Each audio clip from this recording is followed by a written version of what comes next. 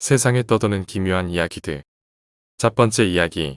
천사가 나에게 거짓말을 했다. 내 삶은 말야. 네가 생각한 것만큼 그렇게 흥미롭지는 않았어. 정말이야.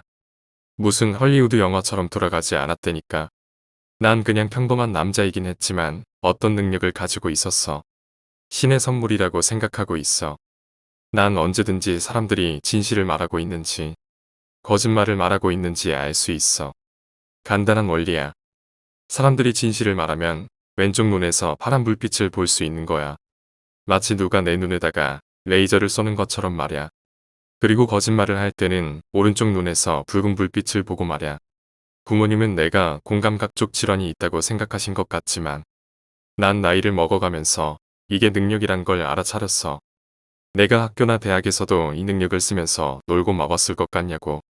난 이 능력을 사용해서 심지어 영국에서 대기업을 위해 거래를 협상하는 일자리도 얻었어. 네가 미팅룸에서 사람들 땀이 뚝뚝 떨어지는 광경을 봤어야 했다니까. 난 이게 삶의 부정행위라던가 그렇게 생각하지는 않아. 사실 이 능력을 사용하지 않는 건 눈을 감고 남은 평생 동안 장님인 척 살아가는 거랑 마찬가지잖아. 이건 말도 안 된다고. 그치만 이 능력이 좋기만 한 것도 아냐. 가끔은 완전 끔찍하다고.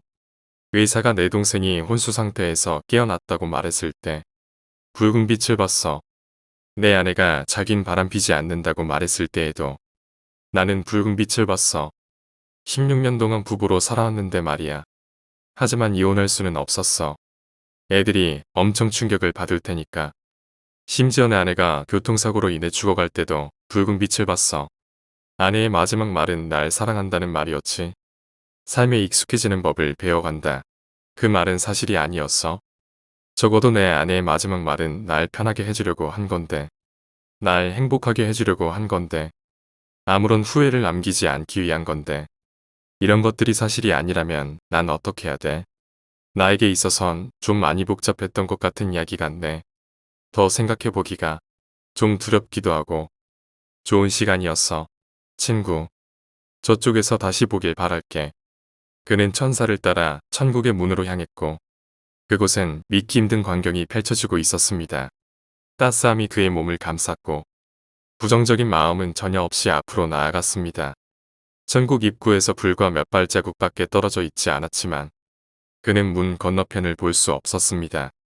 곧이어서 눈부신 불빛이 그의 눈앞에 비추었고 그는 한 번도 알지 못했던 흥분이 자신을 채우는 걸 느낄 수 있었습니다.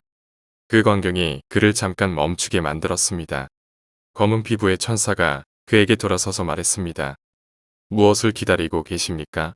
천국이 당신을 기다리고 있습니다. 아마도 경외감 때문에 그런 걸지도 모릅니다.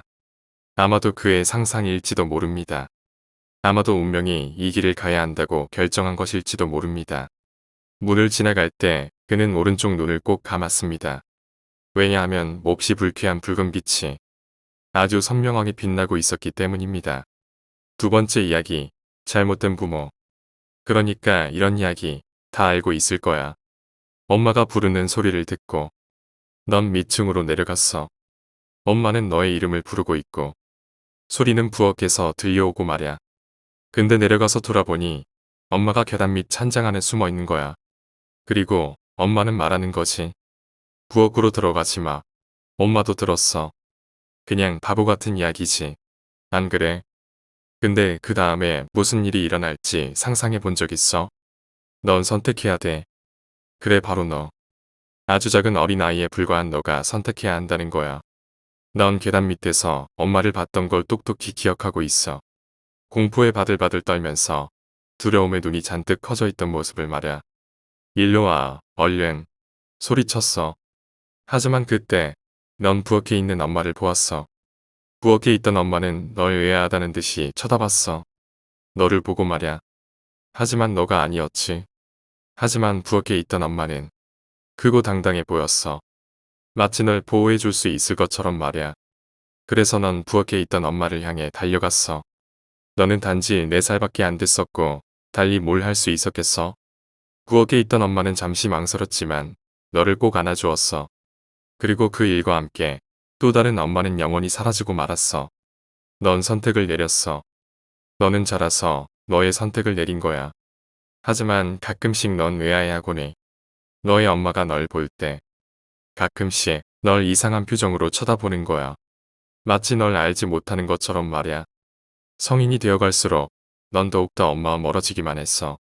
어느 날 대학 때문에 넌 집을 떠나게 되었어. 엄마는 또다시 널 외아하듯이 거리감이 있는 것처럼 쳐다봤어.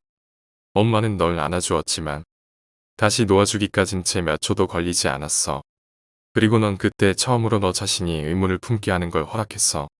정말 올바른 선택을 한 걸까? 정말 맞는 엄마를 고른 걸까? 그리고 넌 그때 처음으로 엄마의 두 눈을 제대로 바라보았어.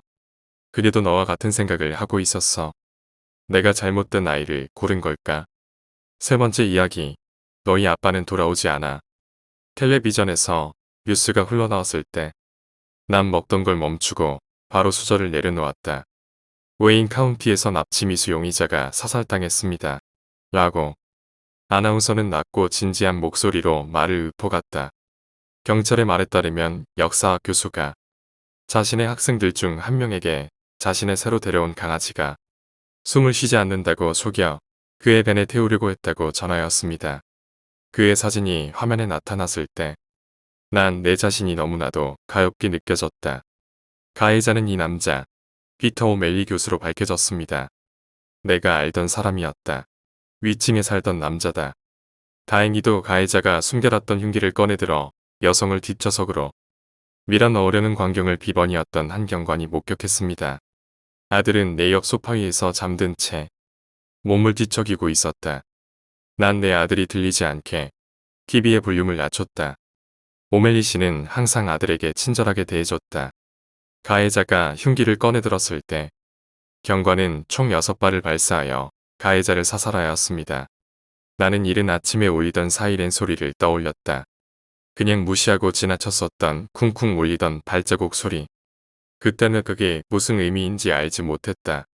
경찰들이 건물을 수색하고 있다는 사실을 난 알지 못했다.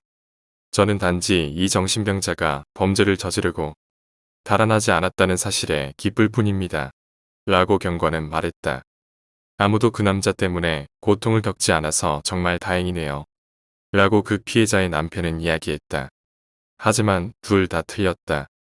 난 덜어놨던 시리얼을 다시 봉지에 넣어놓고 봉지를 찬장 안에 나머지 음식들 옆에다가 다시 되돌려 놓았다. 시리얼 반 봉지, 쌀 1컵, 마른 과일 2컵 그리고 물 2병. 식량의 전부다. 난 경찰들이 다시 돌아올지 궁금했다. 난 그들이 내 목소리를 들을 수 있을지 궁금했다.